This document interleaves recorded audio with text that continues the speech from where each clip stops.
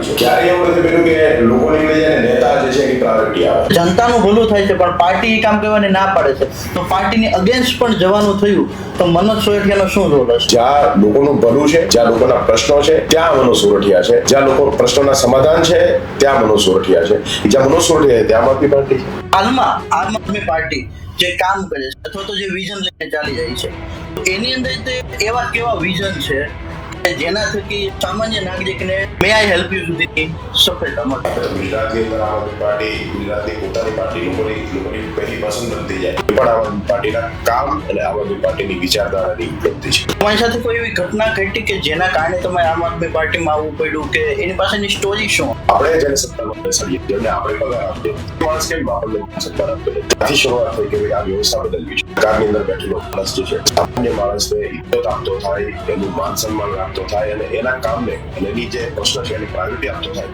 એવી એક લાગણી અંદરથી જન્મી અને ત્યાંથી રાજનીતિક જે સફર છે શરૂઆત. આની યુવા જનરેશન ટેકનોલોજી ફ્રેન્ડલી છે. ટેકનોલોજી બાબતે આમ આદમી પાર્ટી શું કામ કરી રહી છે? દેશની અંદર સૌથી મોટી ઉણપ હોય તો એ છે કે સરકારોએ એ પ્લેટફોર્મ યુવાનોને નથી આપ્યું. મને એવું લાગે છે કે આપણું યુથ જે છે, આ દેશનું યુથ છે, એમાં ખૂબ તાકાત છે, ખૂબ પોટેન્શિયલ છે અને એ પોટેન્શિયલને બહાર લાવવા માટે સરકારે એજ્યુકેશન ઉપર સૌથી મોટો ભાર દેવો જોઈએ. નમસ્કાર દર્શક મિત્રો, આજે આપણી વચ્ચે ઉપસ્થિત છે એક એવા જાગૃત નાગરિક અને એક સામાન્ય નાગરિક. એની સફરની વાત કરીએ તો એમ્બ્રોઇડરી પાર્ટ્સના ઇમ્પોર્ટ એક્સપોર્ટથી નાનકડી શરૂઆત કરી અને આજે દેશની સૌથી સારી પાર્ટી એવી એટલે કે એ પાર્ટીના ગુજરાત પ્રદેશ સંગઠનના મહામંત્રી તેમજ આમ આદમીથી શરૂઆત કરીને આમ આદમી પાર્ટી સુધીની સફરની આપણે જે વાત કરતા હોય ત્યારે આમ આદમી પાર્ટી તરફથી આપણા વચ્ચે ઉપસ્થિત છે શ્રીમાન મનોજભાઈ સોરઠિયા. નમસ્કાર. એમની વાર્તાલાપની શરૂઆત કરતા હોય ત્યારે આપણે એના વિશે થોડું જાણીએ કે મનોજભાઈ સોરઠિયા છે કોણ?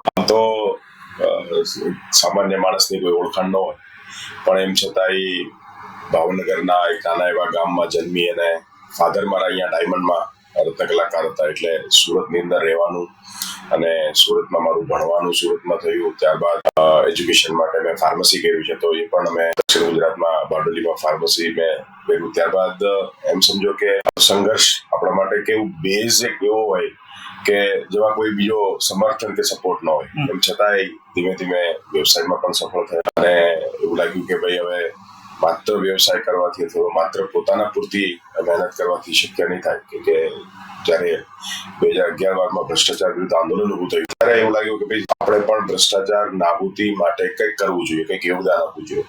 એ સમયથી અરવિંદ કેજરીવાલજી સાથે જોડાયા અને ધીમે ધીમે આજે આ સફરમાં અહીંયા સુધી પહોંચ્યા. મનોજભાઈ, તમે જે વાત કરી કે ભ્રષ્ટાચારનું આંદોલન શરૂ થયું અને ત્યાંથી ધીમે ધીમે તમે જોઈન થયા, તો તમારી સાથે કોઈ એવી ઘટના ઘટી કે જેના કારણે તમારે આમ આદમી પાર્ટીમાં આવવું પડ્યું, કે એની પાછળની સ્ટોરી શું? બેઝિકલી જ્યારે આપણે વ્યવસાયમાં નવા આવ્યા હોય અને આપણે વ્યવસાયને વધારવા માટે મહેનત કરતા હોઈએ ત્યારે આપણે ડગલે ને પગલે જે મિસપ્રેક્ટિસ થતી હોય કે જેની અંદર પૈસા વગર કોઈ શક્ય જ નથી. તમારે પૈસા વગર દરેક જગ્યાએ લાઈનમાં બેસવું પડે, પૈસા વગર તમારું કામ ના થાય. આ અનેક એવા અનુભવો હતા કે અનુભવોને લીધે એવું લાગ્યું કે નહીં, વ્યવસ્થા જો બદલાય તો સામાન્ય માણસને જે છે એની જે અધિકારો છે એ મળે. મોટાભાગે મારો જે વ્યક્તિગત અનુભવ એવો છે કે હું સરકારી કચેરીઓમાં જ્યારે પણ જઈએ, આપણે ભણતા હોઈએ, હું ભણતો હતો અને જ્યાં સુધી દુનિયાને ફેસ નહોતી કરી ત્યાં સુધી એવું હતું કે બધું બહુ સારું ચાલે છે બહાર. પણ જ્યારે સરકારી કચેરીઓને ફેસ કરી ત્યારે એવું થયું કે આ તો બહુ હ્યુમિલેશન છે. અહીંયા તો માણસને હળધૂત કરવામાં આવે છે, લાઈનોમાં ઉભા રાખવામાં આવે છે, ધક્કા ખવડાવવામાં આવે છે, જેમ ફાવે તેમ એમની સાથે વર્તન થાય. મને એવું થયું કે ભાઈ જો કોર્પોરેટ કંપનીની અંદર જ્યારે તમે કોઈ કામ લઈને જાઓ, કોઈ વસ્તુ કોઈ મિટિંગમાં જાઓ, તો ત્યાં બહાર રિસેપ્શન ઉપર કોઈ બેઠું હોય, તમને એવું કે મે આઈ હેલ્પ યુ, હું તમને મદદ કરું.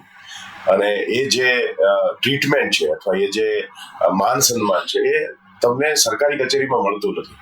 અને એની પાછળનું કારણ શું? એની પાછળનું કારણ છે કે ભાઈ એમને અઢળક એમનો જે તુમાખી છે, જે ભ્રષ્ટાચાર છે અથવા તો એ વ્યવસ્થા છે, એ વ્યવસ્થા આખી એવી બની છે કે જ્યાં સરકારી કચેરીમાં સામાન્ય માણસ માટે કશું નથી. અને ત્યારથી મને એવું લાગ્યું કે ભાઈ આપણે જો ખરા અર્થની અંદર વૈશ્વિક વિશ્વગુરુ બનવાની વાત કરતા હોય, વૈશ્વિક નાગરિકો હોઈએ, તો વિદેશોમાં આપણને સારું માન મળે, સન્માન મળે, પણ ભારતની અંદર તે આપણી વ્યવસ્થા, આપણે જેને સત્તામાં બેસાડીએ છીએ, એમને આપણે પગાર આપીએ, એ માણસ કેમ આપણને માન સન્માન આપતો નથી? અને ત્યાંથી શરૂઆત થઈ કે ભાઈ આ વ્યવસ્થા બદલવી છે. માત્ર રાજનીતિક પાર્ટીઓ નહીં, પણ વ્યવસ્થા બદલાય. સરકારની અંદર બેઠેલો માણસ જે છે એ સામાન્ય માણસને ઇજ્જત આપતો થાય, એનું માન સન્માન રાખતો થાય, અને એના કામને અને એની જે પ્રશ્ન છે એની પ્રાયોરિટી આપતો થાય, એવી એક લાગણી અંદરથી જન્મી અને ત્યારથી રાજનીતિક જે સફર છે એની શરૂઆત. ખૂબ સરસ તમે વાત કરી કે વ્યવસ્થા બદલવાની, સિસ્ટમ બદલવાની. તો સિસ્ટમ બદલશે તો દરેક સમસ્યાનું સમાધાન આવશે. કે પ્રોબ્લેમ છે તો ત્યાં આપણે પ્રોસેસ બનાવી દઈએ તો એક સફળતા નવી મળે. એ તમે વાત કરી. તો હાલમાં આમ આદમી પાર્ટી જે કામ કરે છે અથવા તો જે વિઝન લઈને ચાલી રહી છે, તો એની અંદર તે એવા કેવા વિઝન છે કે જેના થકી સામાન્ય નાગરિકને મે આઈ હેલ્પ યુ સુધીની સફળતા મળે? આમ આદમી પાર્ટી જ્યારે બની અને આમ આદમી પાર્ટી જ્યારે સફળ થઈ દિલ્હીમાં, તો સૌથી પહેલી વાત એ થઈ કે લોકોને એક આશા જન્મી. બીજી વાત એવી થઈ કે સત્તામાં બેઠેલા લોકોને એ ખ્યાલ આવ્યો કે માત્ર રાજનીતિમાં આપણે મત માંગવા જઈએ, લોકોને ઉલ્લુ બનાવીએ અને મત મળી જાય અને પછી આપણે કશું કામ નહીં કરીએ તો નહીં ચાલે. આમ આદમી પાર્ટીના સફરની સૌથી મોટી ઉપલબ્ધિ એ છે કે લોકલક્ષી વાતો, ચાહે શિક્ષણ હોય, ચાહે સ્વાસ્થ્ય હોય, ચાહે મોંઘવારી હોય, જે સૌથી મોટો પ્રશ્ન કે લોકોને જ્યારે સરકાર મોંઘવારી સામે પ્રોટેક્શન આપતી બંધ થાય ત્યારે લોકો બરબાદ થઈ જાય. આજે જે સ્થિતિનો સામનો આપણે કરીએ છીએ, જોઈએ છે, જે ગેસના બાટલાના ભાવ અને ગેસના બાટલાની લાઈનો લાગી છે, એક સામાન્ય માણસ કે જે આ કુલ મળીને 10-15 હજાર કમાતો હોય, એ 5,000 નો બાટલો લાવે ક્યાં? આ સ્થિતિ જે નું નિર્માણ થયું એની સામે આમ આદમી પાર્ટીના આવવાથી હું એવું માનું છું કે કેટલાક મુદ્દાઓની જે છે એ દેશની સમક્ષ મૂક્યા, પોલિટિકલ પાર્ટીઓની સામે આવ્યા. આજે ગર્વ છે કે લગભગ દેશની તમામ સરકારો એજ્યુકેશન ઉપર ખર્ચ કરતી થઈ છે. લગભગ દેશની તમામ સરકારો, દરેક રાજ્યની સરકારો હવે સ્વાસ્થ્ય ઉપર ખર્ચ કરતી થઈ. આમ આદમી પાર્ટીની ઉપલબ્ધિ મુદ્દાઓની વાત કરતી. પહેલા તો કેવું છે કે આવે અને કોઈ કુકર વેચી જાય ને કોઈ ચપ્પલ વેચી જાય ને એવી રીતે વોટ ખરીદાતા અને જે વધારે આપે એ જીતી જતા હતા. આજની સ્થિતિ એ છે કે લોકો હવે સવાલ પૂછે કે તમે શું કર્યું, તમે તમારા પોલિટિકલ પાર્ટી તરીકે તમારો વિચારધારા શું છે, તમે શું કરવા માંગો છો? આ સવાલો લાવ્યા એ આમ આદમી પાર્ટીની મોટી ઉપલબ્ધિ છે. જે રાજ્યમાં આમ આદમી પાર્ટીની સરકાર બની એ રાજ્યની અંદર આમ આદમી પાર્ટીએ ધરમૂળથી પરિવર્તનો લાવ્યા, એવા પરિવર્તન લાવ્યા કે જેના ઉપર હવે કોઈ પણ સરકાર આવે ભવિષ્યમાં એટલે ચાલવું પડે. આ ઉપલબ્ધિ રહી કોઈ બી પોલિટિકલ પાર્ટી માટે ગર્વની વાત છે. આના લીધે જ આજે પાર્ટી જે છે એ આટલા બધા પ્રહારો છતાં વિપક્ષના સામે પક્ષે જે પાર્ટીઓ છે ખૂબ તાકાતવર પાર્ટી, એમના પ્રહારો છતાંય આજે આમ આદમી પાર્ટી મક્કમતાથી આગળ વધી ગઈ. અને હવે તો ગુજરાતની અંદર આમ આદમી પાર્ટી ગુજરાતની પોતાની પાર્ટી લોકોની પહેલી પસંદ બનતી જાય છે. એ પણ આમ આદમી પાર્ટીના કામ અને આમ આદમી પાર્ટીની વિચારધારાની ઉપલબ્ધિ છે. દર્શક મિત્રોને એવું જણાવી શકો કે લાસ્ટ જે ઇલેક્શનની ચૂંટણી હતી એ 27 થી 28 સીટ આમ આદમી પાર્ટીને મોકો આપ્યો હતો. ત્યારે તમારું સ્લોગન હતું એક મોકો આપને પછી જો ગુજરાતને. તો એ મોકો આપ્યા પછી અમુક વોર્ડની અંદર ઘણા એવા સારા કામ થયા છે જે નોંધનીય છે. તો એ કામ કેવા થયા છે અને આમ આદમી પાર્ટી આવ્યા પહેલાના બદલાવ અને આમ આદમી પાર્ટી આવ્યા પછી શું ફેરફાર થયા છે મ્યુનિસિપાલિટી કોર્પોરેશનમાં? અમે 5 વર્ષ પહેલા જયારે અમને વિપક્ષમાં બેસવાની જવાબદારી સુરતની જનતાએ સોંપી, એ વોર્ડમાં અમે જીતા હતા. એ વોર્ડની અંદર આમ આદમી પાર્ટીએ તમામ જે અમારા જે કોર્પોરેટરો સાથીઓ છે એમણે એ વિસ્તારની વર્ષો જૂની સોસાયટીઓ જેની અંદર રોડ રસ્તાના પ્રશ્નો હતા, ગટરના પ્રશ્નો હતા. ગટર નાની હતી, ગટરની સુવ્યવસ્થિત વ્યવસ્થા નહોતી, રોડ રસ્તાને જે કાર્પેટિંગ છે એની કોઈ વ્યવસ્થા નહોતી. આ તમામ કામ લગભગ અમે અમારા વિસ્તારમાં ચૂંટાયા એ વિસ્તારમાં તમામ જગ્યાએ થયા છે. આજે હું જયારે ગ્રાઉન્ડ ઉપર મત માંગવા જતો હું 4 નંબર વોર્ડમાંથી લડું છું, હું જાઉં છું તો લોકો કહે છે કે તમારા કોર્પોરેટરોએ કામ કર્યા, તમારી બહેનોએ કામ કર્યા છે, સારા કામ થયા છે, અમને એ બાબતે સંતોષ છે. જ્યારે બોલાવ્યા ત્યારે આવ્યા છે, અમારા નાના મોટા પ્રશ્નો માટે પણ સતત દોડ્યા છે. એ આમ આદમી પાર્ટીના અમારા નગરસેવકોની ઉપલબ્ધિ રહી.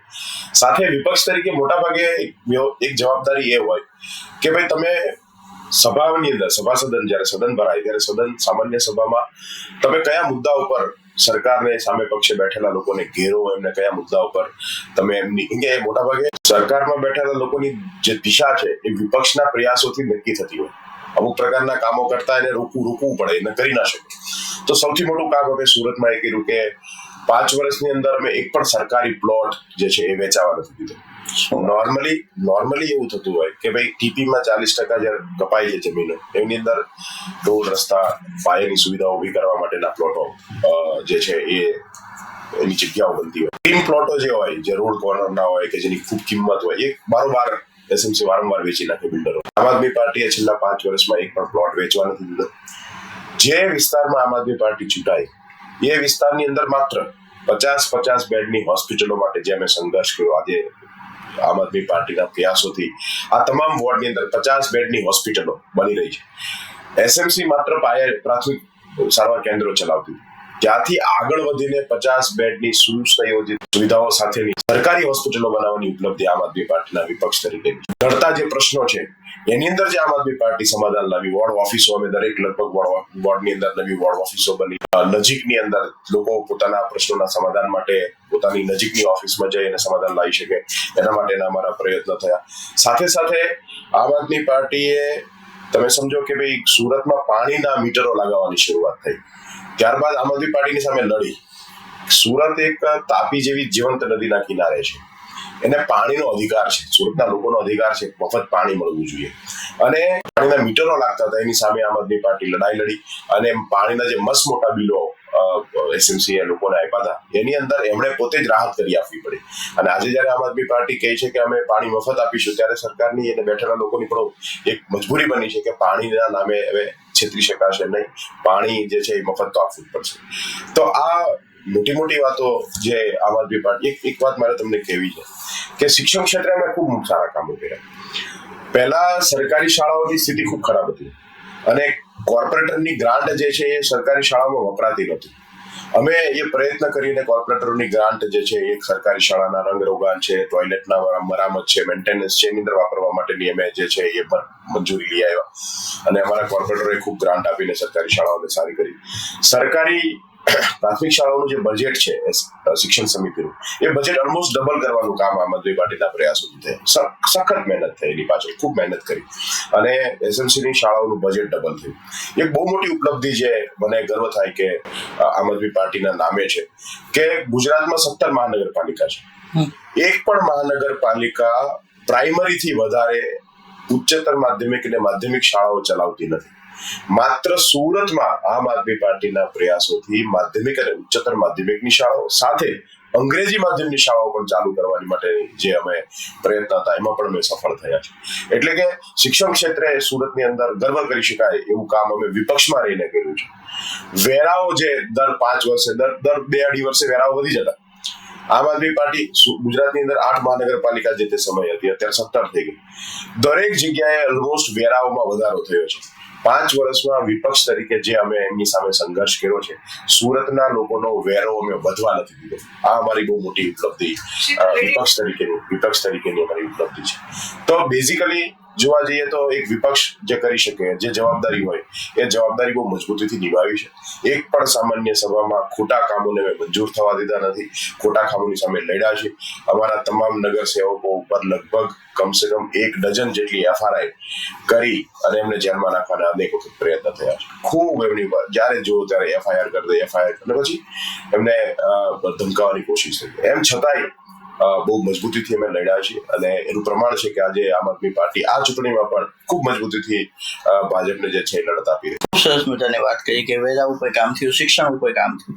તો જે વેરાની જ વાત આવે તો વેરાને લગતો એક સળગતો પ્રશ્ન ઘણા સમયથી ચર્ચામાં છે કે સુરત મહાનગરપાલિકાની વાત કરીએ તો સૌથી વધુ વેરો ભરતો વિસ્તાર એટલે કે વરાછા વિસ્તાર, અને વિકાસના નામે જ્યારે વાત કરીએ તો વરાછા વિસ્તારની કમ્પેરિઝનમાં બીજા બધા વિસ્તારોનો વિકાસ બહુ સારો થયો છે. તમે જોઈ શકો વેસુ છે, અડાજણ છે, વીઆઈપી રોડ છે, બધું તમે જોઈ શકો. તો એની કમ્પેરિઝનમાં વરાછાની અંદર વિકાસ ઓછો થયો છે અને વેરો હંધાથી વધુ વરાછામાં જાય છે, અને વરાછા એટલે આમ આદમી પાર્ટીનું ગઢ ગણાય. તો આ કોર્પોરેશનની ચૂંટણીમાં આમ આદમી પાર્ટી કદાચ આવે છે તો વરાછા વાળા માટે એવું તે શું કહી છે કે બીજાની કમ્પેરિઝનમાં વરાછાનો વિકાસ બહુ સારો થાય? પહેલી વાત તો એવી છે કે સુરતમાં આપણે જે જોઈએ છે એવું ફૂલ ગુલાબી ચિત્ર નથી. માત્ર 20% વિસ્તાર એવો છે સુરત શહેરનો કે જેની અંદર સૌથી વધારે બજેટ વપરાયું છે. એની સિવાયનો વિસ્તાર ચાહે ઉધના હોય, પાંડેસરા હોય, લિંબાયત હોય, ડિંડોલી હોય, આપણે આ બાજુ અમરોલી હોય કે પછી તમામ વિસ્તાર જે છે, આ વિસ્તારોની અંદર મોટા ભાગે આમ જોવા જઈએ તો મેન્ટેનન્સના કામોથી લઈ અને જે વિકાસના કામો છે અથવા તો પાયાની સુવિધાના કામો છે એ મળ્યા નથી. તમે સમજો કે ભાઈ સારા સ્પોર્ટ્સ કોમ્પ્લેક્સ નથી, સારા બગીચાઓ કહી શકાય, સારી લાઇબ્રેરીઓ નથી, બરાબર છે, અને સારી શાળાઓ જ્યાં બાળકો દરેક સમાજનો બાળક ભણી શકે એવી શાળાઓ નથી. તો એક કોર્પોરેશનની અંદર જે ચૂંટાઈને આવે એની જવાબદારી છે કે લોકોની પ્રાઇમરી જે સુવિધાઓ છે એનું ધ્યાન રાખે. તો એ સુવિધાઓ કશે નથી. કેટલીક જગ્યાએ બ્યુટિફિકેશનો થયા, કેટલીક જગ્યાએ આઇકોનિકના રોડના નામે 1 કિલોમીટર રોડ માટે 25 કરોડના બજેટો ફાળવી દીધા, અને બીજી જગ્યાએ આજે પણ રોડની હાલત, રસ્તાની હાલત ખરાબ છે. હું એવું માનું છું કે ભાજપે જે અત્યાર સુધી કામ કર્યું એમાં સૌથી મોટી એની જે ઉણપ રહી છે કે એને ટકાઉ વિકાસ નથી કર્યો. જે કામ કરે એ માત્ર ને માત્ર દેખાડા પૂરતું, માત્ર લીપાપૂતી હોય અને માત્ર એક આર્ટિફિશિયલ જે છે એની પાછળ ખૂબ પૈસા ખર્ચાય ને બધા પૈસા ખવાય જાય. તો આમ આદમી પાર્ટીની આ વખતે જો કોર્પોરેશનની અંદર આમ આદમી પાર્ટી જીતે તો પહેલા તો કે જે વિસ્તારોની અંદર ખૂબ પાયાની સુવિધાઓનો અભાવ છે, એ ચાહે પાણી છે, પોળા રોડ રસ્તાઓ છે, અને બ્યુટિફિકેશન છે, ઇન્ફ્રાસ્ટ્રક્ચરની અંદર જે તમામ સુવિધાઓ છે, આ તમામ મુદ્દાઓ પર આમ આદમી પાર્ટી કામ કરશે. અમારે એમ સમજો કે સુરતમાં આપણે બધા જોઈએ છીએ કે ભાઈ ગુજરાતના લગભગ મોટા શહેરો જે છે એની અંદરથી સ્પોર્ટ્સની અંદર ખૂબ સારું કામ થાય છે. આપણને અંદરથી શરમ આવે કે ભાઈ સુરતની અંદર એક સારો ક્રિકેટર નથી આપણી પાસે જે IPL કક્ષાએ રમી શકે, ઇન્ટરનેશનલ કક્ષાએ રમી શકે. વડોદરામાં છે, રાજકોટમાં છે, જામનગરમાં છે, તો સુરતમાં તે કેમ નથી આપી શક્યા? કેમ કે સુરતના પ્રશાસકોએ સ્પોર્ટ્સ બાબતે ખૂબ ઉદાસીન રહ્યા છે, બિલકુલ એમનું ધ્યાન જ નથી રહ્યું. એટલે સારા કક્ષાના સ્ટેડિયમો નથી. આજે આપણે આપણા બાળકને ક્રિકેટર બનાવવો હોય તો કઈ આપણે ઘરે પોતાનું સ્ટેડિયમ ન બનાવી શકીએ. એ તો સરકારી વ્યવસ્થા હોય, એ તો જેની જવાબદારી છે એ લોકો જવાબદારી નિભાવે. તો એ રમત ગમતના મેદાનો જે બને, સ્પોર્ટ્સ કોમ્પ્લેક્સ બને, તો ક્રિકેટ, ટેનિસ અને અલગ સ્પોર્ટ્સ છે એનો ડેવલપમેન્ટ થઈ શકે, વિકાસ થઈ શકે. તો 70 લાખની વસ્તી ધરાવતા સુરતમાં સારું એક સ્પોર્ટ્સ કોમ્પ્લેક્સ નથી. એ આ સરકારની નિષ્ફળતા છે. આમ આદમી પાર્ટી તમામ ઝોનની અંદર સારા સ્પોર્ટ્સ કોમ્પ્લેક્સ અને આંતરરાષ્ટ્રીય કક્ષાનું સ્ટેડિયમ બને એના માટેના પ્રયત્ન, જે લોકોના ટેક્સના પૈસા છે એ લોકોના સુવિધાઓ માટે વપરાવા જોઈએ, એ અમારી સૌથી મોટી પ્રાયોરિટી છે. અને મને એવું લાગે છે કે એ જે છે આમ આદમી પાર્ટી જો ચૂંટાય તો એ સૌથી મોટા કામો આમ આદમી પાર્ટી કરી શકે એમ છે, અને એના માટે અમે પ્રયત્નશીલ છીએ. લોકોના ટેક્સના પૈસા લોકોના માટે વપરાવા જોઈએ એવું આપણે કહ્યું. હાલની જે પરિસ્થિતિને જોતા એવું લાગે છે કે પોલિટિકલ વ્યૂ જે હતો એ અમુક વર્ષોને બાદ કહેતા આપણે જોવો ને તો અમુક એજ હતી, 30 કે 35 વર્ષની ઉપરના લોકો મતદાન કરતા, યુવાનોને કોઈ રસ નહોતો. હવે યુવા પેઢી આગળ આવે છે, અત્યારની જેનજી જનરેશન આગળ આવે છે કે ભાઈ 18 વર્ષ પૂરા થયા, મત અધિકાર મળ્યો એટલે હું તો મત કરીશ જ, અને 100થી વધુ મતદાન એ લોકો કરે છે હાલની તારીખમાં. યુવાનો માટે એવું તો શું થઈ શકે? અને આમ આદમી પાર્ટીના વિચારો યુવાનો પ્રત્યેના? આમ આદમી પાર્ટી યુવાનોની પાર્ટી છે. અમારી પાર્ટીની એવરેજ ઉંમર 40 વર્ષ છે. અમારે ત્યાં કોઈ મોટી ઉંમરના મોટા ભાગના નેતાઓ નથી. ગોપાલ ઇટાલિયા હોય, ઈશદાનભાઈ ગઢવી હોય, બ્રિજરાજ સોલંકી હોય, પ્રવીણ રામ હોય, ચેતર વસાવા હોય, આ બધાની એવરેજ ઉંમર 40 છે. અને શિક્ષિત પાર્ટી. પહેલી વાત કે જે સૌથી મોટી યુથની સૌથી મોટી ડિમાન્ડ રહી કે સારું શિક્ષણ મળે એમને, અને બીજું કે સારો રોજગાર મળે. આજે તમે જુઓ દુનિયાની અંદર લોકો હવે કામના કલાકો ઓછા થયા છે, પણ ક્વોલિટી કામ કરી અને લોકો પૈસા કમાય છે. આજનું યુથ પણ એવું ઈચ્છે છે કે એવું નહીં કે હું મારા રિટાયરમેન્ટ પછી મારી પોતાનું જીવન છે એને સારી રીતે જીવીશ, ત્યાં સુધી હું કમાઈ લઉં. હવેના યુથને એ કોન્સેપ્ટ ગમતો નથી. હવેનો યુથ જે છે કે હું વીકલી 2 દિવસ કામ કરીશ, 2 દિવસમાં પણ 6 કલાક કામ કરીશ અને ત્યારબાદ હું મારી લાઈફ જીવીશ. તો એ જે ઉણપ છે અથવા તો એ જે યુથની જે અંદરથી ભાવનાઓ છે એ ભાવનાઓ ઉપર ક્યારેય કોઈ સરકારે કામ કર્યું નથી. આમ આદમી પાર્ટી શિક્ષણ ઉપર સૌથી મોટો ફોકસ કરે છે કે ભાઈ તમે સારા શિક્ષિત બનો. શિક્ષણ આપવાની જવાબદારી સરકારની છે, અધિકાર નાગરિકોનો છે. સારું અને ક્વોલિટી શિક્ષણ, આંતરરાષ્ટ્રીય કક્ષાનું શિક્ષણ મળે એ તમામ સરકારની પ્રાયોરિટી છે.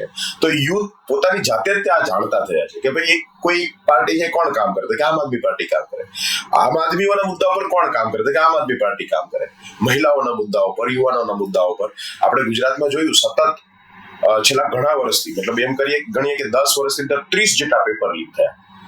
જે યુવાનો ભણી ગણીને પોતાનો પૂરો સમય આપીને સંઘર્ષ કરીને પરીક્ષામાં બેસવા માટે જાય અને એ પરીક્ષાનું પેપર લીક થઈ, જે લોકોની પેપરો આપ્યા પછી પણ જે લોકોએ પોતે એપોઇન્ટમેન્ટના નામે, મતલબ પાસ કરી દીધા પછી એપોઇન્ટમેન્ટ કરવા સરકારી ખાતાઓની અંદર એમની જે નિમણૂકો થવાની છે એના માટે વર્ષોથી રાહ જોવી પડે. આપણે ટેટ ટાટ પાસનું જે શિક્ષકો હતા એના આંદોલનો બહુ લાંબા સમય સુધી જોયા. તો આ જે યુથ છે, આ યુથને સરકાર, ભાજપમાં બેઠેલા લોકોની બહુ મોટી પીડા છે. આમ આદમી પાર્ટી પેપર લીકની સામે લડી, યુવાનોની સાથે રહી, સંઘર્ષના તમામ મેદાનની અંદર આમ આદમી પાર્ટીના નેતૃત્વમાં હંમેશાથી સરકારની સામે લડાઈઓ લડવામાં આવી. આ એક પ્રમાણ છે કે આમ આદમી પાર્ટી યુથ માટે સૌથી વધારે જાગૃત રીતે કામ કરે છે. હવે સમગ્ર ગુજરાતમાં આ વખતે પહેલીવાર એવી બની છે કે આમ આદમી પાર્ટીએ 6,000 જેટલા ઉમેદવારો આ ચૂંટણી મેદાનમાં ઉતાર્યા છે. અને 6,000 લોકોને, નવા યુવાનોને, નવા બહેનોને, નવી મહિલાઓને અને યુવાનોને આમ આદમી પાર્ટીએ તક આપી છે. આમાંથી એક પણ જે ઉમેદવાર છે એનું કોઈ બેકગ્રાઉન્ડ રાજનીતિ નહોતું. આમ આદમી પાર્ટીએ યુવાનોને રાજનીતિમાં આકર્ષિત કર્યા છે. આમ આદમી પાર્ટીએ યુવાનોને રાજનીતિમાં જગ્યા કરી આપી છે. એવા યુવાનો કે જેને ગોડફાધર નથી, જેની પાછળ કોઈ નેતાનો મોટોનો હાથ નથી. મોટાભાગે રાજનીતિમાં એવા લોકો સફળ થતા હોય જેની પર બીજો કોઈ નેતાનો હાથ હોય. એ નેતા એને ધીમે ધીમે ટિકિટો અપાવે અને નેતા બનાવે. આમ આદમી પાર્ટી એક એવી પાર્ટી છે કે જેને યુવાનોને પ્લેટફોર્મ આપ્યું અને એ યુવાનોની પાછળ કોઈ મને મારા બાપા આંગળી પકડીને કેજરીવાલ પાસે નહોતા લઈ ગયા કે લે ભાઈ તું આને નેતા બનાવી. કેજરીવાલે જે પ્લેટફોર્મ આપ્યું એ પ્લેટફોર્મ ઉપર મેં મારી ક્ષમતા, મારી સંકલ્પ સાથે હું આગળ વધ્યો અને આજે હું મારી પાર્ટીમાં જે કાંઈ મારું નામ છે અથવા જે કાંઈ મારું યોગદાન છે એના લઈને હું ગર્વ અનુભવું છું કે ભાઈ મને એક પાર્ટીએ પ્લેટફોર્મ આપ્યું, એક યુવાનને પ્લેટફોર્મ આપ્યું અને એ પ્લેટફોર્મથી આજે હજારો યુવાનો જે છે એ રાજનીતિના માર્ગમાં આવી રહ્યા છે. તો એમ ગણો કે ભાઈ જ્યારે તમામ નિરાશાઓ, ચારે બાજુ નિરાશાઓ છે, ત્યારે એકમાત્ર આશાનું કિરણ ચાહે યુવાનો માટે હોય, ચાહે બહેનો માટે હોય, ચાહે ખેડૂતો માટે, મજૂરો માટે, વેપારીઓ માટે, એ આમ આદમી પાર્ટી. આજની યુવા જનરેશન ટેકનોલોજી ફ્રેન્ડલી છે કે ટેકનોલોજીની અંદર દરેક વસ્તુ કરવી ગમે છે. હું તો એમ કહું કે ભવિષ્યમાં એવું આવશે કે મોબાઈલની એક ક્લિકે જો વોટ આવતો હોય તો આપણે બૂથ લગી નથી જવું. તો એ ટેકનોલોજી આવવાની જે વાત થતી હોય ને એ ટેકનોલોજીનો જમાનો છે. તો સેન્ટ્રલ લેવલે કે સ્ટેટ લેવલે એવી કોઈ વસ્તુ થવા જઈ રહી છે. દાખલા તરીકે ઘણા બધા એવા પોર્ટલ આવે છે કે લોકો માટે, સામાન્ય લોકો માટે માય યોજના પોર્ટલ ગુજરાત સરકારનો છે. તો એવા કોઈ પોર્ટલ બનતા હોય કે એવી કોઈ ટેકનોલોજી વિકસિત થતી હોય કે સામાન્ય લોકોને એનું જીવન જીવવા માટે સરળતા રહે, તો એવી ટેકનોલોજી બાબતે આમ આદમી પાર્ટી શું કામ કરી રહી છે અથવા તો સેન્ટરમાં આવશે તો શું કામ કરશે? એ વાત તો એ છે કે મોટા ભાગે આજે ટેકનો જમાનો છે. ટેકનોલોજી પહેલા જે ઇન્વેન્શનો થતા હતા અને એનો જે સમયગાળો હતો એનાથી ઝડપથી, મતલબ રોજ નવી વસ્તુ. આજે એઆઈ આવ્યા પછી એમ સમજો કે રોજ નવી વસ્તુ કે જેની અંદર એમ કહેવાય ઇઝ ઓફ લિવિંગ તરફ અનેક ઇન્વેન્શનો થાય છે, અનેક પ્રકારની જે શોધો છે એ થઈ રહી છે. આજે એમ સમજો દેશની અંદર સૌથી મોટી ઉણપ હોય તો એ છે કે સરકારોએ એ પ્લેટફોર્મ યુવાનોને નથી આપ્યું. સરકારોએ જે યુવાનોની આશા છે, જેની પર યુવાનો પોતાની જે ટેલેન્ટ છે એને વિકસાવી શકે એવું કોઈ પ્લેટફોર્મ આજે આ દેશમાં મળ્યું નથી. આજે આપણે ટેક કંપનીઓ જોઈએ, મોટાભાગની ઇન્ડિયાની ટેક કંપનીઓ બધી કોપી પેસ્ટ છે. વિદેશોની અંદર જે ઇન્વેન્શન થયા એમાંથી એ આખી બેઝ ઉપર આજે જે છે એ દેશની અંદર નવી કંપનીઓ, ટેક કંપનીઓ આવે છે. મુખ્ય વાત ત્યાં સુધી આપણા માટે બરાબર છે કે ભાઈ આપણી પાસે બહુ મોટું માર્કેટ છે. દેશની અંદર 140 કરોડ લોકોનું માર્કેટ છે, કન્ઝ્યુમર દેશ છે. પણ આ કન્ઝ્યુમર દેશનો સૌથી વધારે ઉપયોગ તો ફોરેનની મલ્ટીનેશનલ કંપનીઓ કરે છે કે જે કંપનીઓ અહીંયા આવે, પોતાની પ્રોડક્ટ વેચે અને પોતાની પ્રોડક્ટમાંથી પછી એ કમાણી કરે છે. તો તમામ પૈસાઓ જે છે એ મોટાભાગે ટેક કંપનીઓ વિદેશમાં જતા રહી છે. આપણી પોતાની જે ઉપલબ્ધિ છે અથવા તો આપણી પોતાની જે પોટેન્શિયલ છે એનો ઉપયોગ દેશમાં નથી થઈ શકતો.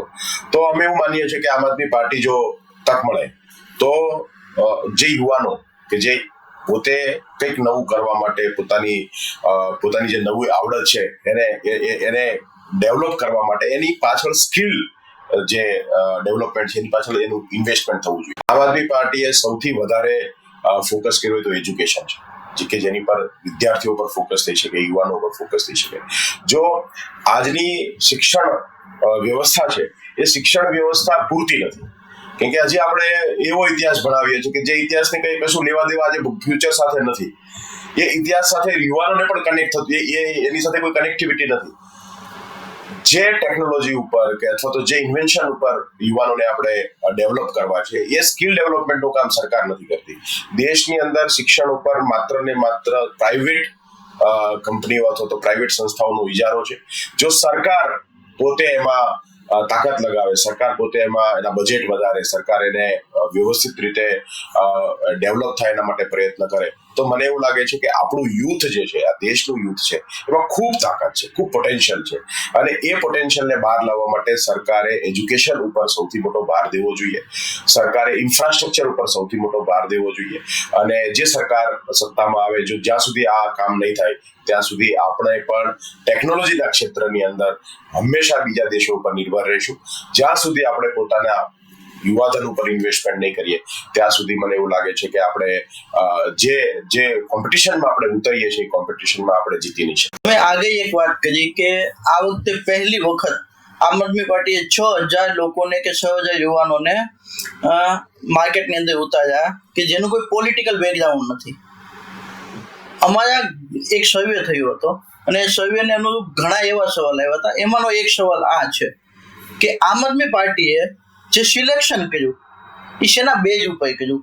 ઘણી વખત એવું થતું હોય છે પાર્ટીઓની અંદર કે આ એરિયાની અંદર ગોહિલવાડ આટલી છે, હલ્લારી આટલી છે, SC ST આટલી છે, પછી 50% મહિલાઓને સીટ આપવાની છે, તો એના અનુરૂપ ક્યાંક ને ક્યાંક સીટનું ફાળવણી થતી હોય છે. તો તમારી પાર્ટીએ જે સીટનું સિલેક્શન કર્યું એ કોઈ જિલ્લાવાદને ધ્યાનમાં રાખીને સિલેક્શન કરેલું છે કે લોકોની જે ડિગ્રી જોઈને કે એની અંદરની આવડત જોઈને, એની સ્કિલ જોઈને સિલેક્શન કરેલું? અમારી આ ઉમેદવારોને સિલેક્શન કરવાની પ્રાથમિકતા હતી કે લોકો માટે સંઘર્ષના રસ્તે ભાજપની સામે લડવા કોણ તૈયાર છે, કોણ એવો વ્યક્તિ છે કે જે ભાજપના અત્યાચારની સામે લડે છે. ઓકે, સૌથી મોટી વાત એ છે કે ભાઈ, કેમ કે અહીંયા કેવું છે, અમારે ત્યાં ભાજપ જેવું નથી. અહીંયા કોઈ કમાઈ લેવાનું કે કઈ 5 પૈસાની આવક થઈ જશે, કોઈ ખજાનો છે એ આશાએ કોઈ નથી આવતું. અહીંયા માત્ર પોતાની લોકોની સેવા માટે જે સંઘર્ષ કરવાની પોતાની જેની તૈયારી છે, એવા લોકો આમ આદમી પાર્ટી તરફ વધારે આકર્ષિત થાય છે. અને અમારી બીજી પ્રાથમિકતા એ રહી કે સૌથી વધારે એજ્યુકેટેડ હોય, કે જેને શિક્ષણ, જેમની પાસે પોતાનું શિક્ષણ હોય, જેમની પાસે પોતાની આવડત હોય, આવા લોકો જે છે એ આવા લોકોની પ્રાથમિકતા આમ આદમી પાર્ટીએ રાખી છે. એટલે પહેલી પ્રાથમિકતા છે કે ભાઈ જેને ભાજપની સામે લડવું છે, બોલવું છે, કામ કરવું છે, એ આમ આદમી પાર્ટીના ઉમેદવાર છે. અને બીજી પ્રાથમિકતા છે કે ભણેલો ગણેલો હોવો જોઈએ, જેથી કરીને લોકોની સાચી સેવા કરવી હોય, લોકોના કામ કરવા હોય, તો એવું ન બને કે ભાઈ હવે આવડત તો છે નહીં એને રાજનીતિમાં આવી ગયા. તો આ એક નવું કામ જે આમ આદમી પાર્ટીએ જે છે એ ગુજરાતમાં કર્યું છે. ઘણી વખત એવું થતું હોય છે કે રાજકીય નેતાઓ ચૂંટાઈ જાય પછી ભૂલી જાય, કે જનતાને ભૂલી જાય, એને કોન્ટેક્ટ કયો અઘરો થઈ જાય, કે સામાન્ય જનતાને કામ હોય તો એની શરૂઆત કોઈ પોઈન્ટથી થાય, કોઈ પોઈન્ટમાં કામ ના થાય તો ધારાસભ્યમાં થાય, ત્યાં કામ ન થાય તો ઉપરના લેવલે જાય. તો જ્યારે આ કોર્પોરેશનની ચૂંટણી આવી રહી છે ત્યારે તમારા વિસ્તાર માટે પર્ટિક્યુલર વોર્ડ નંબર 4માં મનોજભાઈ સોરઠિયાના વિસ્તારની અંદર મનોજભાઈ સોરઠિયા ચૂંટાઈને આવે છે, લોકો એના ઉપર એનો ભરોસો મૂકે છે, તો આ વસ્તુથી અટકાવવા માટે તમે લોકોને શું બાંહેધરી આપી શકો કે મારો કોન્ટેક્ટ નહીં તૂટે? આમ તો અમે જ્યારે રાજનીતિમાં આવ્યા ત્યારે 24 કલાકની રાજનીતિમાં આવ્યા. અમે પાર્ટ ટાઈમ પોલિટિશિયન નથી કે ભાઈ આપણે આપણો ધંધો કરવાનો છે, બિલ્ડર છીએ, સાઇટ ઉપર જવાનું છે, કે પછી નાના મોટા બીજા ફેક્ટરીએ જવાનું, એવું કશું નહીં. હું છેલ્લા 12 વર્ષથી ફૂલ ટાઈમ પોલિટિશિયન છું. હું, ગોપાલભાઈ હોય, ઈશુભાઈ હોય, અમારું સૌથી મોટું કામ છે કે અમે લોકોની વચ્ચે રહીએ. સુરતની અંદર હું જ્યારે મેં જ્યારે ચૂંટણી લેવા માટેની મને આદેશ થયો અને હું જ્યારે મેં પણ નિર્ણય લીધો કે ચાલો મારે લડવી છે કોર્પોરેશન, ત્યારે સૌથી મોટી પ્રાથમિકતા સુરત શહેર હતી કે સુરત શહેરને આપણે મોડલ શહેર બનાવવું છે. જો સુરત શહેરને મોડલ શહેર બનાવીશું તો આપણે ગુજરાતના તમામ બાકીના શહેરોમાં પણ જીતી શકીશું અને બાકીના શહેરોમાં પણ પરિવર્તન લાવી શકીશું. તો હું જ્યારે અહીંયા ઉતર્યો છું ત્યારે હવે મારો સૌથી મોટો ફોકસ જે છે એ સુરત મહાનગરપાલિકાના પ્રશ્નો છે, વોર્ડ નંબર 4ના પ્રશ્નો છે. સુરત મહાનગરપાલિકાની અંદર આમ આદમી પાર્ટી જીતે તો જે 5 વર્ષ મળે એ 5 વર્ષની અંદર એવું કામ કરી બતાવવું છે કે જે કામને આધારે આમ આદમી પાર્ટી જે છે વર્ષો સુધી પોતે જે છે એ મત પણ માંગવા ના જવા પડે અને કામના આધારે જ મત મળે, એવા કામો થઈ શકે, એના માટેની મારી પ્રાથમિકતા છે. આમ આદમી પાર્ટી આ વખતે ખૂબ કટિબદ્ધ છે સિરિયસ એટલા માટે છે કે અમે લોકો નેતૃત્વમાં જે પાર્ટીના સિનિયર નેતાઓ છે એમને પણ ઉતાર્યા છે કોર્પોરેશન ચૂંટણીમાં. તો એની પાછળનું સૌથી મોટું કોઈ કારણ હોય તો એ છે કે ભાઈ પાર્ટી સિરિયસલી મજબૂતીથી સુરતની અંદર કંઈક કરવા માંગે છે, શહેરને એક મોડર્ન શહેર બનાવવા માંગે છે, અને એ દિશામાં અમે જ્યારે કામ કરતા હોઈએ ત્યારે મારી 100% સમય સુરત શહેરને મળશે, મારા વોર્ડ 4 નંબરના વોર્ડને મળશે. જી, એક સવાલ એવો છે કે તમારું અત્યારે જે કેમ્પેન ચાલે છે થાકી ગયા ટ્રાફિકની સમસ્યાથી થાકી ગયા, ઘણા લોકો એવું કે છે કે આપણા વિસ્તારની અંદર જે વસ્તી છે એની કમ્પેરિઝનમાં જે રોડ રસ્તાની સાઈઝ છે એ નાની છે, તો પાર્ટી એવો દાવો કરે છે કે અમે આવ્યા પછી ટ્રાફિકની સમસ્યાનું સમાધાન લાવશું, પણ રોડ રસ્તા જ નાના છે અને વસ્તી જાજી છે, તો તમે એવું તો શું કહેશો કે ટ્રાફિકની સમસ્યાનું સમાધાન આવશે? પહેલા તો ટ્રાફિકની સમસ્યાનું મૂળ શું છે ને એ જોવું જરૂરી છે. ટ્રાફિકની સમસ્યાનું મૂળ જે છે એ માત્ર રોડ રસ્તા નથી. સૌથી મોટી જે સમસ્યા છે એ પબ્લિક ટ્રાન્સપોર્ટેશનની સુવિધા છે. પૂરતા પ્રમાણમાં બસો, પૂરતા પ્રમાણમાં હમણાં મેટ્રો પણ આજે 20 વર્ષ પહેલા આપણી જે જરૂરિયાત હતી હવે ધીમે ધીમે બની, એ પણ 5 વર્ષથી બને છે. તો જો સુઆયોજિત રીતે પબ્લિક ટ્રાન્સપોર્ટેશન સુવિધાઓ સુરતની અંદર ઊભી કરવામાં આવે તો લોકો જે પોતાનું પ્રાઇવેટ વ્હીકલથી પોતાના કામે જતા હોય, નોકરી ધંધા જતા હોય, જો એની પર કંટ્રોલ કરવામાં આવે અને પબ્લિક ટ્રાન્સપોર્ટેશન સુવિધાઓને મજબૂત કરવામાં આવે તો પહેલી વાત તો એ છે કે વાહનો જે છે એ રોડ ઉપર જે વાહનો પબ્લિક ટ્રાન્સપોર્ટેશન સુવિધા નથી એના અભાવે જે વાહનો છે એમાં ઉપર કંટ્રોલ લાવી શકાય. બીજી વાત કે ટ્રાફિક, તમે જો સુરતની અંદર ટ્રાફિક સિગ્નલો અને રોડ રસ્તાઓ જે છે એ મોટા ભાગે પ્રોપર રીતે ડેવલપ નથી. એ કાટખૂણે ક્યાંય તમને રસ્તો જોવા નહીં મળે, કોઈ પણ રસ્તો તમે જોશો એ કાટખૂણે નહીં હોય, અને જે ટ્રાફિક સિગ્નલનું જે વ્યવસ્થાઓ છે એ વ્યવસ્થા પણ પૂરતા પ્રમાણમાં નથી. તો ઇન્ફ્રાસ્ટ્રક્ચરની અંદર ખૂબ મોટા ધરમૂળથી ફેરફાર થઈ શકે એમ છે. નવા ડાયવર્ઝનો ઉભા કરી શકાય એમ છે, નવા રસ્તાઓ જે છે એને ડેવલપ કરી શકાય એમ છે. તો ટ્રાફિક સમસ્યાના મૂળમાં જે પ્રશ્ન છે એ પ્રશ્ન પર જો કામ કરીએ તો સુરત શહેરની ટ્રાફિક ચોક્કસ એનું સમાધાન કરી શકાય એમ છે, અને આમ આદમી પાર્ટી કટિબદ્ધ છે કે સુરતને ટ્રાફિક મુક્ત શહેર બનાવીશું. મનોજભાઈ, ઘણા બધા લોકોનો એવો સવાલ છે કે ખાસ કરીને યુવાનોનો, કે મનોજભાઈ સોરઠિયા જે રાજનીતિમાં આવ્યા એની પહેલા તો એ બિઝનેસમેન જ હતા, તો એ બિઝનેસની દુનિયાની અંદર ક્યાંક ને ક્યાંક કોઈક ના કોઈક ખૂણે એને એકાદી વખત બીજેપીને સમર્થન આપ્યું હોય, તો એના ફેવરિટ નેતા કોણ એ સમયના? આમ જોવા જઈએ તો રાજનીતિ મારો પસંદનો વિષય હતો, અને ભારતીય જનતા પાર્ટીએ જ્યારે ગુજરાતમાં 95 થી લઈને પરિવર્તનનો દોર શરૂ થયો, લોકોએ ભાજપને સત્તામાં લાવ્યા, એ સમયે હું પણ પોતે ઘણા બધા નેતાઓથી પ્રેરિત હતો. એમાંના આપણા તે ગુજરાતના જે નેતા કેશુબાપાથી ખૂબ મને પ્રેરણા હતી કે ભાઈ કેશુભાઈ પટેલ જે છે એ ખેડૂતોના સૌથી મોટા લોકપ્રિય નેતા. આ ગુજરાતમાં અગર કોઈ લોકપ્રિય નેતા હોય તો એ કેશુભાઈ પટેલ હતા. રાષ્ટ્રીય લેવલે વાજપેયીજીનો હું ખૂબ મોટો ફેન રહ્યો છું. મને એ બહુ સારી પ્રતિભા હંમેશા લાગી છે, અને એમની જે રીતે એમનો સ્વભાવથી માંડીને એમને એક નેતા તરીકે જે એની મજબૂતી હતી, તો અટલ બિહારી વાજપેયી મારા ફેવરિટ નેતા રહ્યા છે. કેશુભાઈ પટેલ મારા ફેવરિટ નેતા રહ્યા છે.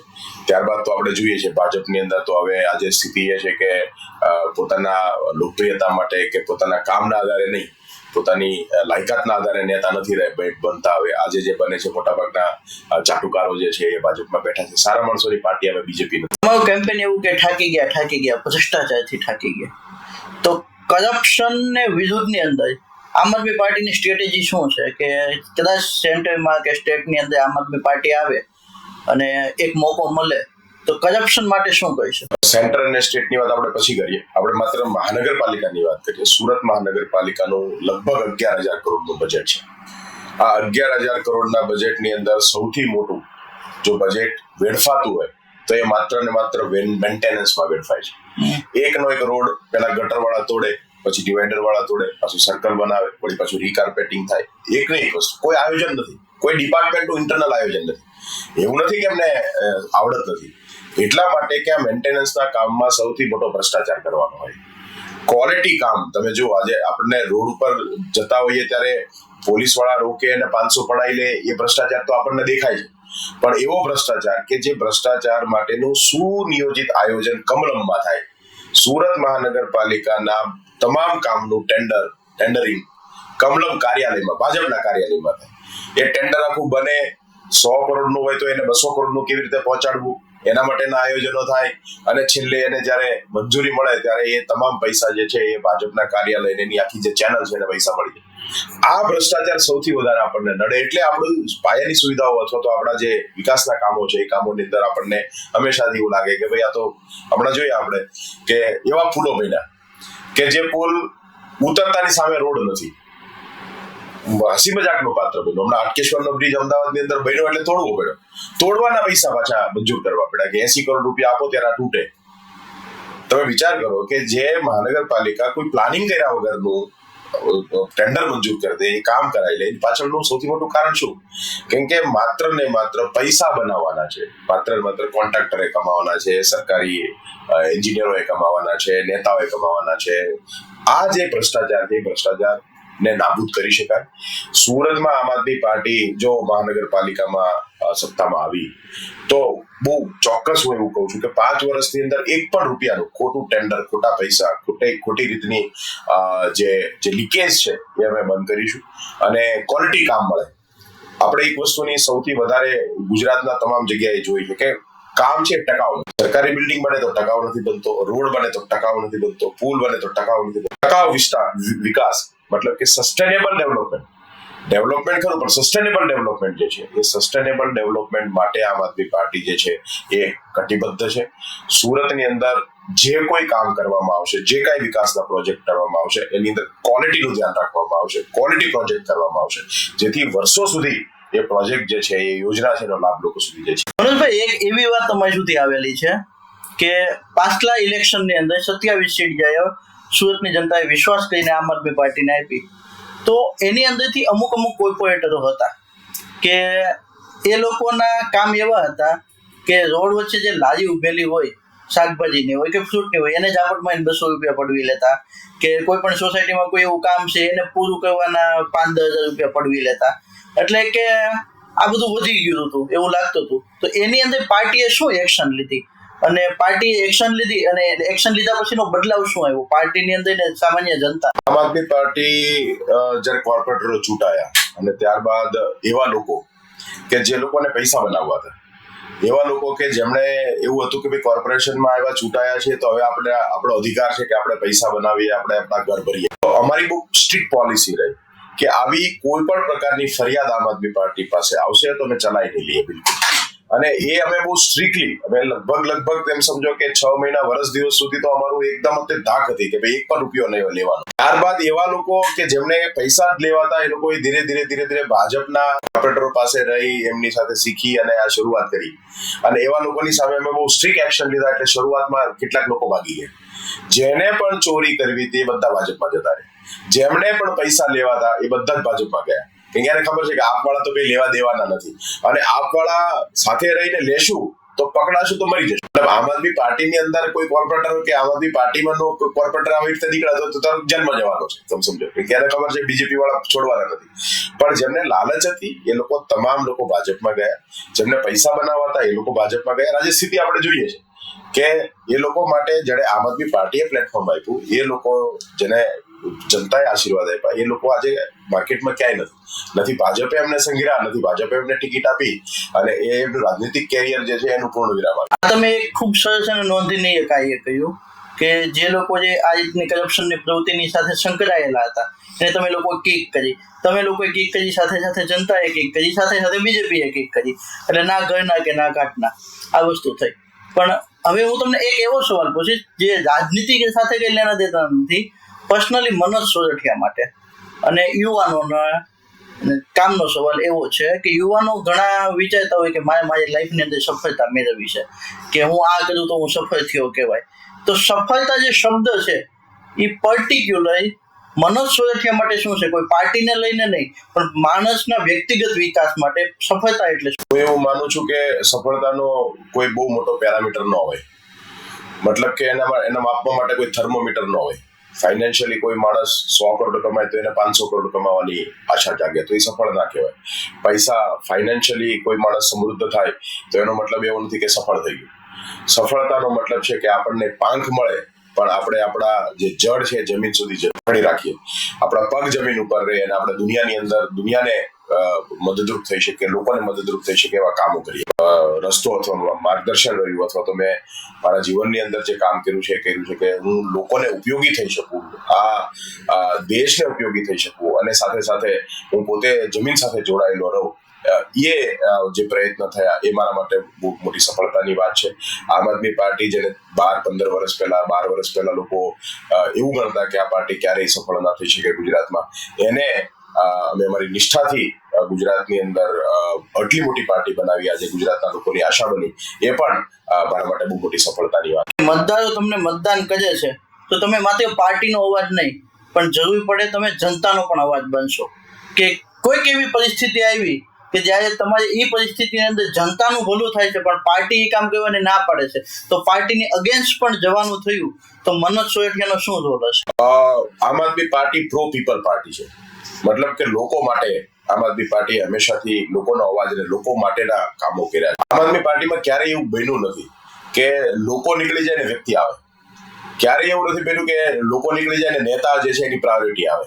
તો અમે આજ સુધી જે કઈ અમારા અનુભવો રહ્યા છે એની અંદર પણ અમે પ્રો પીપલ રહ્યા છીએ. લોકો પહેલા, લોકોના પ્રશ્નો પહેલા, લોકોના પ્રશ્નોના સમાધાન માટે અમે આ પાર્ટી બનાવી છે. પાર્ટી બનાવીને લોકોને ઉલ્લુ બનાવવાનું કામ નથી કરવાના, તમે સમજો. તો એનો મતલબ એવો છે કે જ્યાં લોકોનું ભલું છે, જ્યાં લોકોના પ્રશ્નો છે ત્યાં મનોજ સોરઠિયા છે, જ્યાં લોકો પ્રશ્નોના સમાધાન છે ત્યાં મનોજ સોરઠિયા છે.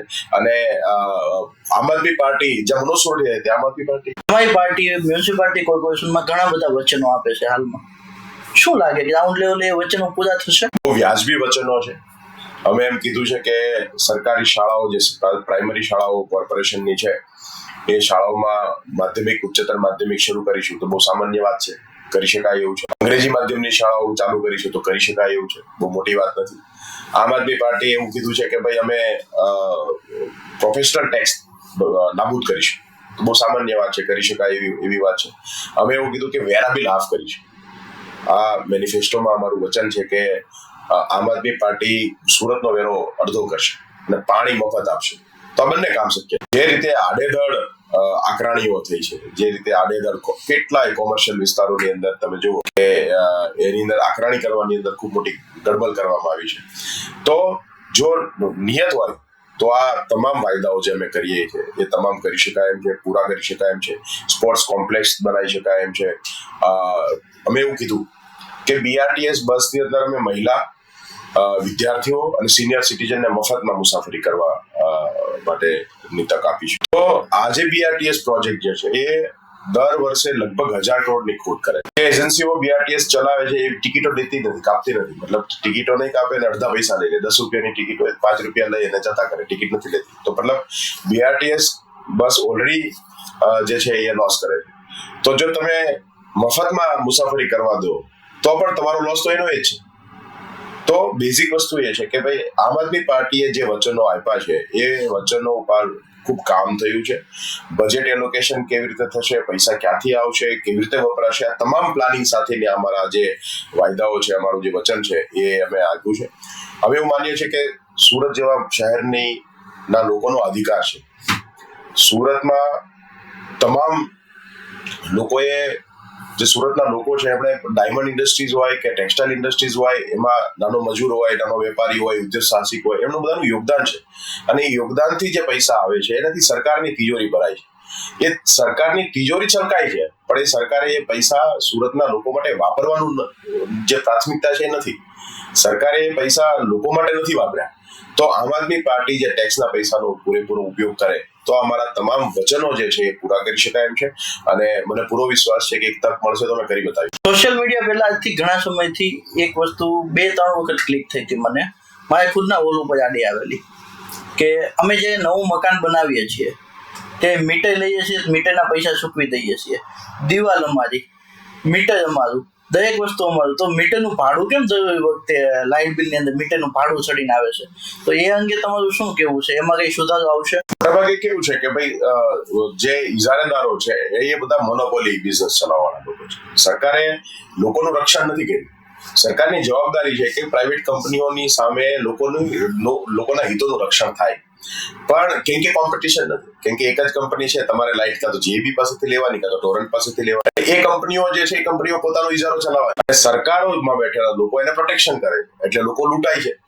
જો તમે જુઓ, હું તમને બહુ ડિટેલમાં વાત કરું કે આ કંપની જે ટોરેન્ટ કંપની અત્યારે સુરતમાં પાવર સપ્લાય કરે છે, એ કંપનીનું તમે ફંડ કોને આપે છે, કેટલું આપે છે જોશો તો મોટાભાગનું ફંડ ભાજપને આપે. એક તરફ એ ભાજપને મતલબ 1,000 કરોડ ઉઘરાઈ લે છે લોકોના ખીચામાંથી અને ભાજપને 100 કરોડ આપી દે છે તો 900 કરોડનો નફો છે દિવસ. તો ભાજપમાં બેઠેલા લોકો શા માટે એવું કંઈક જનતાલક્ષી કામ કરવાના છે? એ તો તમે અત્યારે જે ભાડું છે મીટરનું એના કરતા વધારે લેવાના છે, ધીરે ધીરે વધારતા જ જાય છે. આજે જોઈએ ક્યાં પહોંચી છે, કેટલી મોંઘી વીજળી આજે સુરતના લોકોને મળે છે. તો કહેવાનો મતલબ મારો એ છે કે પ્રાઇવેટ કંપનીઓનું ને સરકારનું નેક્સસ છે અને આ નેક્સસ થી લોકો લૂંટાય. આમ આદમી પાર્ટી હંમેશાથી આની સામે લડી છે, પંજાબમાં લડી, દિલ્હીમાં લડી. દિલ્હીની અંદર તમે જુઓ કે અમે ડિસ્કાઉન્ટ કંપનીઓની સામે બહુ મોટી લડાઈ લડ્યા. પંજાબની અંદર આજે પણ મફત વીજળી આપીએ છીએ. એનું કારણ શું? એનું કારણ છે કે અમે કંપનીઓ સાથે સેટિંગ નથી અમારું, પ્રાઇવેટ કંપનીઓના અમે ખોળામાં નથી બેઠા, એટલા માટે કરી શકીએ છીએ. પર્ટિક્યુલર વોર્ડ નંબર 4 ની જે વાત કરતા હોય કે તમારી ઉમેદવારી જે વોર્ડ નંબર 4 માં છે, તો પર્ટિક્યુલર વોર્ડ નંબર 4 માટે આગળના 5 વર્ષનું ફોરકાસ્ટિંગ દર વર્ષે કે આ વર્ષે આ કરીશું, આ વર્ષે આ કરીશું, આ વર્ષે આ કરીશું, એ 5 વર્ષનો કોઈ ડિટેલિંગ પ્લાન તમે આપવા માંગો છો? વોર્ડ નંબર 4 માં અનેક એવી સોસાયટીઓ છે કે જેના રોડ રસ્તાઓ હજુ પણ બનાવવાના બાકી છે. કેટલી એવી સોસાયટીઓ છે જેમાં ગટર જે છે એ વર્ષો પહેલા જૂની ગટરો હતી, નાની સાઈઝની ગટરો હતી, તો આજે ગટરના પ્રશ્નો છે. હું હમણાં ઘણા વિસ્તારમાં ફર્યો ત્યારે લોકોએ ફરિયાદ કરી કે ભાઈ અમારે ત્યાં ગટરના પાણી એવરેજ રોજે એક વખત ભરાઈ જાય, કે ગટર નાની છે અને કેમ કે વર્ષો જૂની સોસાયટીઓ છે, હજી સુધીમાં કામ થયા. અનેક એવી સોસાયટી છે કે જેમાં વર્ષો પહેલા બનેલા રોડ છે એ લગભગ તૂટી ગયા, લગભગ આસપાસમાંથી ખવાઈ ગયા છે અથવા તૂટી ગયા. તો પહેલી પ્રાથમિકતા વોર્ડ નંબર 4 ની એ છે કે અમે એ તમામ સોસાયટીઓની અંદર જે રોડ માટે અને ગટર માટેના પ્રશ્નો છે એનું સમાધાન પ્રાયોરિટી બેઝ ઉપર લાવ્યું. બીજું કે જે દબાણ રૂટો વરાછાની અંદર બનેલા છે જેની પર ખૂબ દબાણ છે, એ દબાણ હટાવી અને સુવ્યવસ્થિત રીતે આપણા રોડ રસ્તાઓ અને આપણી ટ્રાફિકની સમસ્યાઓનું સમાધાન આવે એના માટેના કામ કરીશું. આપણા ઘણા સોસાયટીઓ એવી છે કે જ્યાં આજે પણ પીવાના પાણીનો અભાવ છે, આજે પણ પીવાનું પાણી જે છે પહોંચાડી શકાયું નથી. આમ આદમી પાર્ટી વોર્ડ નંબર 4 ની અંદર તમામ લોકોને શુદ્ધ, સારું અને 24 કલાક પાણી મળી રહે એના માટેના તમામ પ્રયત્નો અમે કરીશું. એક પ્રશ્ન જે સૌથી વધારે આપણી સામે વારંવાર આવે કે સફાઈની સમસ્યાઓ જે છે, સફાઈ અત્યાર સુધી SMC દ્વારા કરવામાં આવે છે પણ પર્યાપ્ત નથી. સફાઈ પર્યાપ્ત નથી. તમે જોશો ઘણા બધા માર્કેટ એરિયાઓ છે કે જ્યાં સબ્જી મંડી હોય, સબ્જી માર્કેટો હોય, એની પૂરતી વ્યવસ્થા નહીં હોવાને કારણે ત્યાં કચરાના ખૂબ મોટા પ્રશ્નો છે. તો સાફ સફાઈ, પાણી અને રોડ આ અમારા વિસ્તારોની જે સમસ્યાઓ છે એના માટે તો અમે 100% અમારી પ્રાથમિકતાથી કામ કરીશું. પહેલું કામ જ આ કરીશું કે જેથી કરીને લોકોને એ દેખીતો ફરક દેખાય. મારા વોર્ડની અંદર અમે અમારી જે આગળની ટર્મ હતી એ ટર્મમાં પણ અમે પ્રયત્નોથી એક જે છે હેલ્થ સેન્ટર લઈને આવ્યા. મારી એવી લાગણી છે કે અમે સારામાં સારી એક લાઇબ્રેરી કે જેમાં બાળકો AC માં બેસીને વાંચી શકે, કેમ કે બહુ નાના ઘરમાં રહેવાવાળા લોકો છે. નાના ઘરમાં રહેવાવાળો બાળક હોય 11, 12, 10, 11, 12 તૈયારી કરતો ત્યારે ખૂબ અડચણો આવે અને બહાર એની પાસે એટલી સુવિધાઓ નથી જઈને વાંચવા માટે. તો એક સારી લાઇબ્રેરી, એકદમ વિશાળ લાઇબ્રેરી બને એ વોર્ડમાં કે જેથી કરીને નાના મકાનમાં રહેતા બાળકો પણ ત્યાં જઈ અને પોતે વાંચી શકે અને પોતે જે પોતાની એક્ઝામોની તૈયારી છે સારી રીતે કરી શકે. એ પણ 4 નંબરના વોર્ડની અંદર અમે ચોક્કસ કરીશું. જ્યારે પબ્લિક સુવિધાની વાત આવે તો પબ્લિકને ઇઝીલી કોઈ પણ સુવિધા મળી જાય એ જરૂરી છે. તો આજકાલ જેમ કે આરોગ્યની સુવિધા જોઈએ છે, કોઈની ઇમરજન્સી એમ્બ્યુલન્સ તો 108 ડાયલ કરે, આરોગ્ય મળે, 112 કરે, 100 નંબર કરે કે ફાયરના અલગ અલગ નંબર છે, એમ દરેકના કોઈના કોઈ એક પર્ટિક્યુલર નંબર છે. આમ આદમી પાર્ટી એવું કંઈ વિચારી રહી છે કે ભાઈ કોર્પોરેશનનું કોઈ પણ કામ હોય અને આમ આદમી પાર્ટીના કોઈ પણ કોર્પોરેટરનું કામ હોય, જો એને ફોન નથી લાગતો કે એની સાથે વાતચીત નથી થતી, તો આ એક યુનિક નંબર છે. આ નંબર ઉપર ડાયલ કરો એટલે તમને ડાયરેક્ટ કનેક્ટિવિટી મળી જાય. એવો કોઈ નંબર છે અને એ તમે જાહેર કરવા માંગો છો?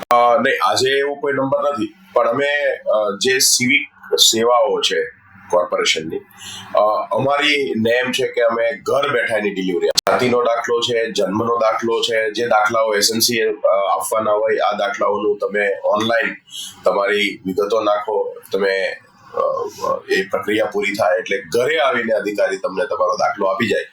એ ડોર સ્ટેપ સુવિધાઓ મળે એવા પ્રયત્ન તમે ચોક્કસ કરીશું. તો આગળના 5 વર્ષના વિઝનમાં તમારે ડોર સ્ટેપ ફેસિલિટી આપવાનું પણ એક વિઝન છે. બિલકુલ. પાર્ટી લેવલે જે 5 વર્ષના વિઝનો છે એની અંદર મુખ્ય 3 મુદ્દાની આપણે વાત કરવી હોય તો મુખ્ય 3 મુદ્દા કે આખા ભારતમાં થવા જોઈએ એવા કી દેશના તમામ નાગરિકો, તમામ બાળકોને વિશ્વ કક્ષાનું માધ્યમિક, પ્રાથમિક, ઉચ્ચતર માધ્યમિક અને કોલેજનું શિક્ષણ મળે એ અમારી સૌથી મોટી પ્રાથમિકતા છે. પહેલો મુદ્દો શિક્ષણ. પહેલો મુદ્દો શિક્ષણ છે. તમામ બાળકોને, દેશના તમામ બાળકોને સારામાં સારી શિક્ષણ મળે, મફત મળે અને આંતરરાષ્ટ્રીય કક્ષાનું મળે એ અમારી આમ આદમી પાર્ટીની પ્રાથમિકતા છે. દેશના તમામ નાગરિકો તમામ પ્રકારના રોગો, નાનાથી લઈને મોટા રોગો માટે પણ મફતમાં સારવાર મળે, સારી સારવાર મળે એ અમારી બીજી પ્રાથમિકતા છે. અને સરકારી કચેરીની અંદર તમે જાઓ ત્યારે સરકારી અધિકારી ઉભો થઈને તમને એવું કહે કે બોલો હું તમારી શું મદદ કરી શકું, એ પ્રાથમિકતા નાગરિકોની ઊભી કરવી એ અમારી ત્રીજી પ્રાથમિકતા. ખૂબ સરસ વાત કરી. પહેલો મુદ્દો શિક્ષણનો, બીજો આરોગ્યનો અને ત્રીજો મુદ્દો મે આઈ હેલ્પ યુ. આ 3 મુદ્દાની તમે જે વાત કરી ખૂબ સરસ મજાની વાત કરી.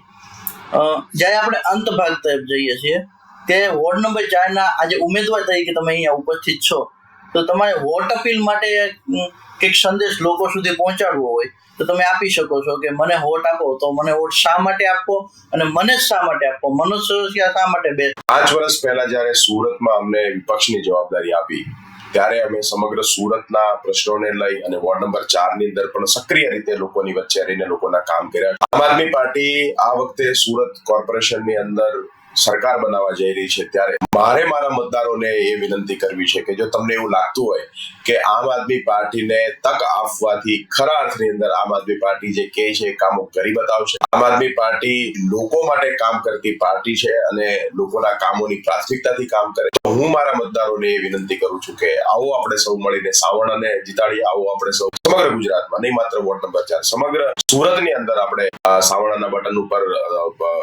દબાવીએ અને આમ આદમી પાર્ટીને જીતાડીએ જેથી કરીને પરિસ્થિતિ જે છે એ બદલી શકાય. મનોજ સોરઠિયા સુરતના પ્રથમ નાગરિક બને છે ઇન કેસ, તો એવી મનોજ સોરઠિયાને દિલથી કઈ એવી ઈચ્છા છે કે હું સુરતનો પ્રથમ નાગરિક બનું તો હું આ 2 વસ્તુ તો પૂર્ણ કરીશ જ. પહેલી વાત તો એ છે કે સુરતની અંદર પ્રાથમિક શિક્ષણ ક્ષેત્રે ધરમૂળ ફેરફાર કરવાનો મારી લાગણી છે. અને બીજું છે કે સુરતના તમામ નાગરિકોને સ્વાસ્થ્યને લઈને જે એમનો અધિકાર છે એ આપવાની મારી પોતાની જે છે એ ભાવના છે. તો શિક્ષણ અને સ્વાસ્થ્ય ઉપર સૌથી મોટું કામ કરીશ કે જે કામ નોંધપાત્ર કામ જેને હંમેશા માટે યાદ રાખી શકાય એવું કામ કરવાની મારી પોતાની ઈચ્છા છે. ખૂબ ખૂબ આભાર મનોજભાઈ કે તમે આજે અહીંયા અમારા જગ્યા ઉપર હાજર રહ્યા.